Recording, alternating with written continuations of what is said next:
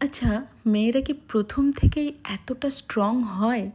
দেখে যেটা মনে হয় যে একসাথে এত কাজ একটা মেয়ে কী করে করে? আসলে কোনো মেয়েই জন্মের থেকে এরকম থাকে না। তাদের জীবন, তাদের পরিস্থিতি, তাদের সমাজ আস্তে আস্তে তাদেরকে এতটা স্ট্রং করে তোলে।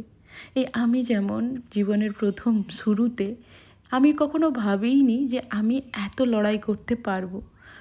প্রত্যেকের জীবনের মতো আমার জীবনেও আছে ভালো লাগা, খারাপ লাগা, কিছু অদেখা, অনিশ্চয়তা, অনেক কিছু। ক্লান্তি, সারাদিনের কাজের পর একটু রেস্ট নেওয়ার ইচ্ছে, এই সব কিছু আমার জীবনেও আছে। প্রত্যেকের জীবনে যেমন থাকে কিছু স্ট্রেস, কিন্তু তার মাঝখানেও নিজেকে প্রত্যেক দিন পজিটিভ রাখার চেষ্টা করি। সেটা কাজ করে হোক, নিজের বন্ধুবান্ধবদের সাথে কথা বলে হোক, বা নিজের মতো করে কিছু পজিটিভ কাজ করে হোক। এই পজিটিভিটিটা কখনোই নষ্ট হতে দেওয়া যাবে না। যেই পরিস্থিতি হোক না কেন, নিজেকে স্ট্রং রাখতে হবে নিজের জন্য এবং নিজের সবচেয়ে কাছের মানুষটার জন্য। আমার মনে হয় জীবনে পজিটিভ এনার্জি যদি থাকে, যে কোনো পরিস্থিতি জয় করা যায়।